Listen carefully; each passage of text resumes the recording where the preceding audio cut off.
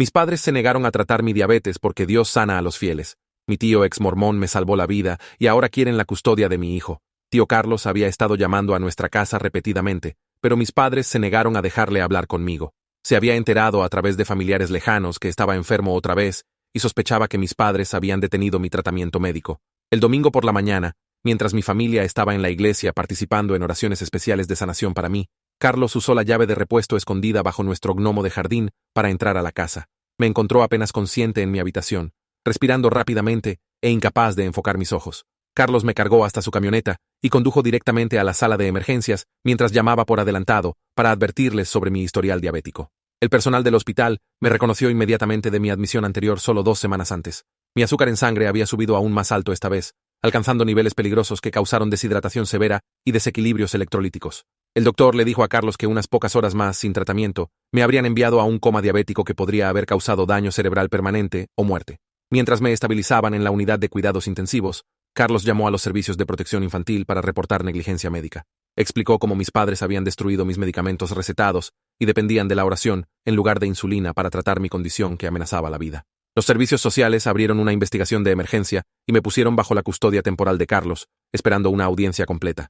Mis padres fueron prohibidos de visitarme en el hospital sin supervisión de trabajadores sociales que pudieran asegurar que mi cuidado médico continuara apropiadamente. La audiencia de custodia tuvo lugar 3 semanas después, en una sala del tribunal llena de miembros de la congregación de mis padres. Habían organizado una campaña de cartas retratando a Carlos como un apóstata peligroso que estaba corrompiendo a un niño inocente con influencias seculares.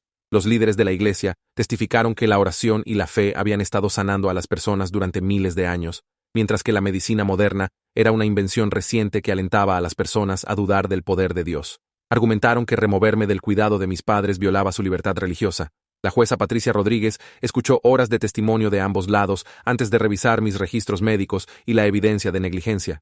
Dictaminó que aunque mis padres tenían el derecho de practicar su religión, no podían ejercer ese derecho de maneras que pusieran en peligro mi vida. El tribunal otorgó custodia completa a Carlos con derechos de visita supervisados para mis padres contingente a su acuerdo de mantener mi tratamiento médico. También fueron requeridos a completar clases para padres sobre enfermedades crónicas infantiles. Vivir con Carlos era como entrar a un mundo completamente diferente, donde me alentaban a hacer preguntas en lugar de solo aceptar lo que los adultos me decían. Me enseñó cómo manejar mi diabetes independientemente, revisando niveles de azúcar en sangre y calculando dosis de insulina basadas en lo que comía. Establecimos rutinas alrededor de horarios de comida y calendarios de medicación que hicieron que mi condición se sintiera manejable en lugar de abrumadora. Más importante, nunca me hizo sentir avergonzado o roto por mis necesidades médicas. Mis padres apelaron la decisión de custodia y pasaron los siguientes 2 años peleando a través de varios procedimientos judiciales. Trajeron testigos del carácter de la iglesia que testificaron sobre su rectitud moral y dedicación a criar niños según los mandamientos de Dios. Contrataron abogados especializados en casos de libertad religiosa y argumentaron que el Estado estaba interfiriendo con sus derechos constitucionales. Cada pocos meses, regresábamos al tribunal para audiencias sobre horarios de visita o intentos de modificar el arreglo de custodia. Durante este tiempo, Carlos me ayudó a entender la diferencia entre fe y fanatismo. Había crecido en la misma comunidad religiosa que mis padres, pero había realizado gradualmente que algunas interpretaciones de las Escrituras eran dañinas en lugar de útiles. Me mostró cómo investigar diferentes perspectivas teológicas y me alentó a pensar críticamente sobre enseñanzas religiosas. Nunca trató de destruir mi fe, pero me enseñó que hacer preguntas podía fortalecer en lugar de debilitar mi relación con Dios. Mientras crecía y mi manejo de diabetes se volvía más sofisticado, mis padres ocasionalmente intentaron socavar mi cuidado médico durante visitas supervisadas. Hacían comentarios sobre cómo me estaba volviendo demasiado dependiente de medicamentos y sugerían que una fe más fuerte podría reducir mi necesidad de insulina. El trabajador social supervisando nuestras visitas documentó estas conversaciones y las reportó al tribunal. Cada incidente resultó en restricciones adicionales al acceso de mis padres y sesiones de consejería obligatorias sobre cumplimiento médico. Cuando cumplí 16 años, era legalmente suficientemente mayor para tener más participación en decisiones de custodia. Mis padres peticionaron al tribunal por derechos de visita expandidos, argumentando que ahora era suficientemente maduro para hacer mis propias elecciones sobre práctica religiosa y cuidado médico. Trajeron cartas de miembros de la iglesia describiendo su crecimiento espiritual y compromiso renovado de apoyar mis necesidades de salud. El juez acordó visitas ligeramente aumentadas, pero mantuvo la custodia primaria de Carlos y toda la autoridad de toma de decisiones médicas. Me gradué de la preparatoria con calificaciones excelentes y recibí una beca completa para estudiar bioquímica en la Universidad Estatal. Mi diabetes estaba bien controlada y había aprendido a navegar la condición tan efectivamente que la mayoría de las personas ni siquiera sabían que tenía una enfermedad crónica. Carlos había apoyado mis metas académicas y me alentó a perseguir cualquier carrera que más me interesara. Mis padres asistieron a mi ceremonia de graduación, pero se sentaron separadamente de Carlos y apenas reconocieron su papel en mi éxito. Durante mi segundo año de universidad, conocí a Elena, una estudiante de premedicina, cuya inteligencia y compasión me atrajeron inmediatamente. Comenzamos a salir, y aprecié cómo aceptó naturalmente mis rutinas de manejo de diabetes, sin hacerlas sentir como obstáculos a nuestra relación. Cuando le conté sobre mi infancia y las batallas de custodia, se horrorizó de que padres negarían cuidado médico a su propio hijo. Su apoyo me ayudó a procesar algunos de los traumas que había experimentado y entender cuán anormales habían sido mis experiencias tempranas. Elena y yo nos casamos durante nuestro último año en una pequeña ceremonia que Carlos organizó en su patio trasero.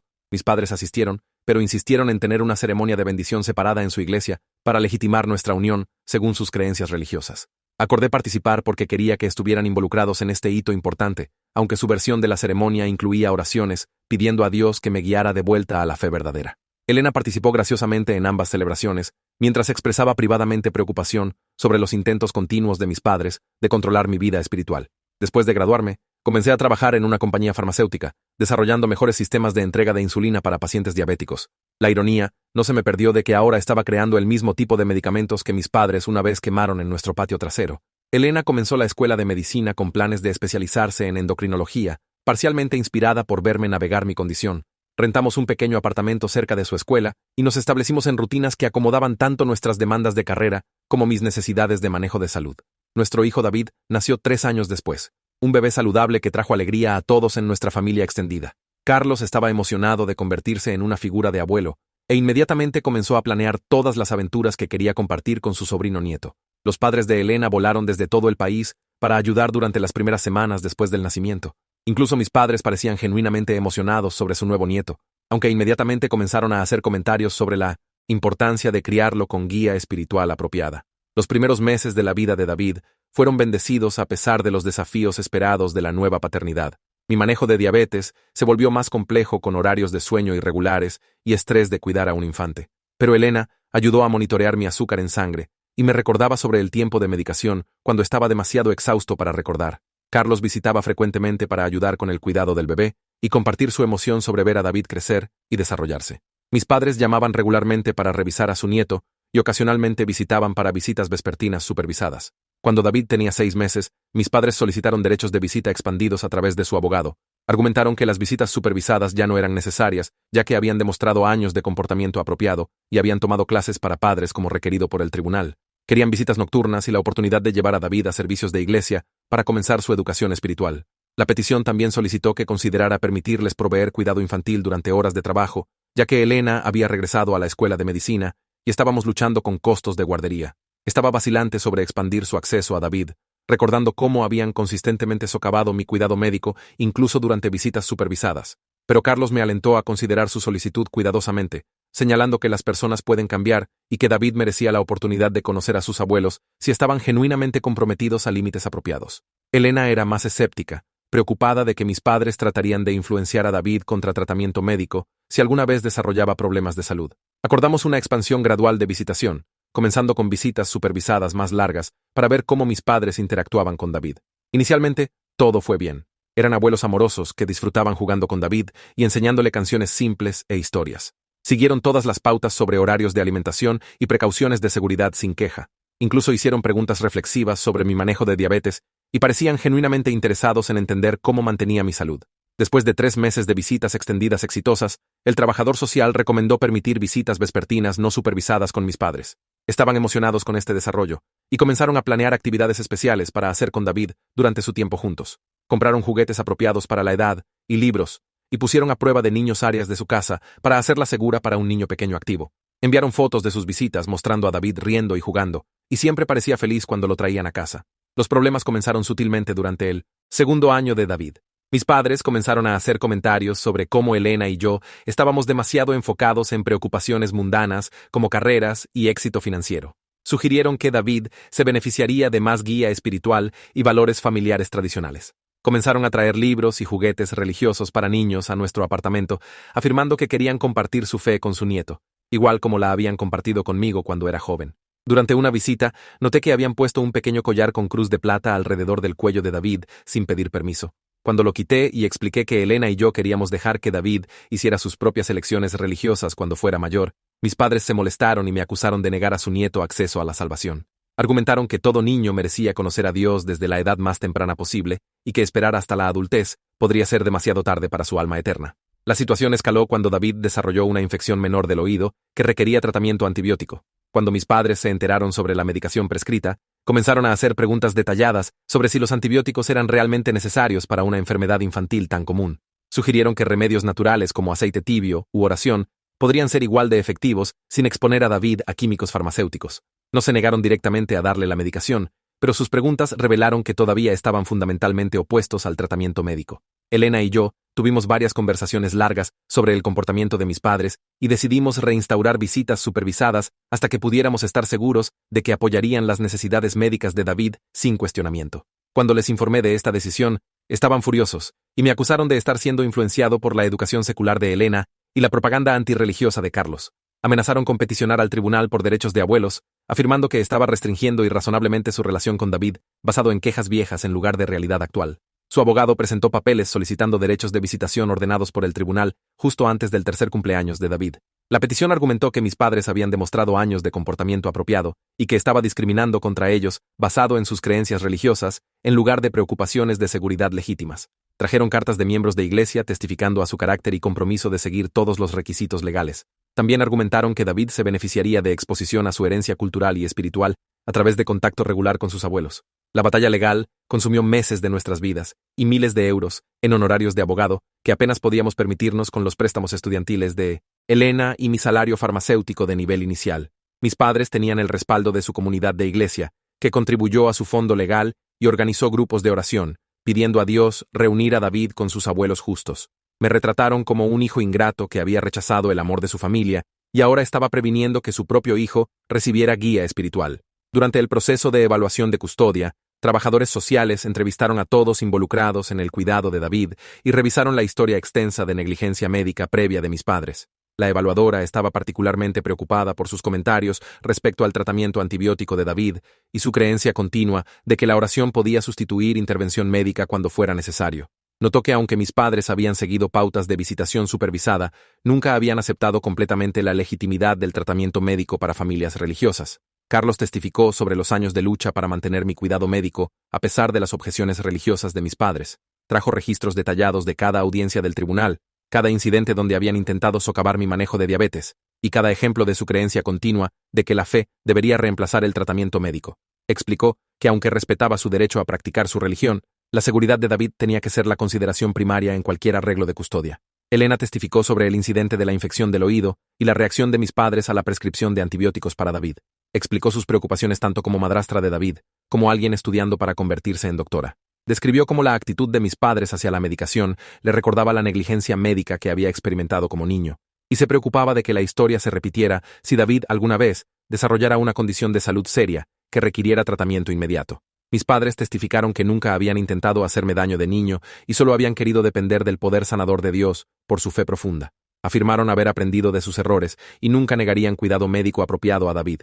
Sin embargo, cuando fueron presionados sobre escenarios específicos involucrando enfermedades infantiles, sus respuestas revelaron que todavía creían que la oración debería ser la primera línea de tratamiento con medicina usada solo como plan de respaldo si Dios escogía no sanar naturalmente. La jueza Rodríguez, quien había manejado mi caso original de custodia 15 años antes, revisó todo el testimonio y evidencia antes de tomar su decisión. Reconoció que mis padres genuinamente amaban a David y habían seguido todos los requisitos de visitación supervisada por más de un año. Sin embargo, dictaminó que sus creencias fundamentales sobre tratamiento médico no habían cambiado, suficientemente para asegurar la seguridad de David en situaciones de emergencia de salud. Negó su petición para visitación no supervisada y mantuvo todas las restricciones existentes. Mis padres apelaron la decisión y pasaron otro año luchando a través de tribunales superiores mientras Elena terminó la escuela de medicina y avancé en mi carrera farmacéutica. David creció en un niño pequeño, activo y curioso que amaba jugar tanto con su abuelo Carlos como con sus otros abuelos durante visitas supervisadas. No tenía entendimiento de las batallas legales rodeando su cuidado, solo que algunas visitas requerían una señora amable sentada cerca, mientras otras no. Cuando Elena completó su residencia en endocrinología pediátrica, nos mudamos al otro lado del país para su posición de fellowship en un hospital infantil prestigioso.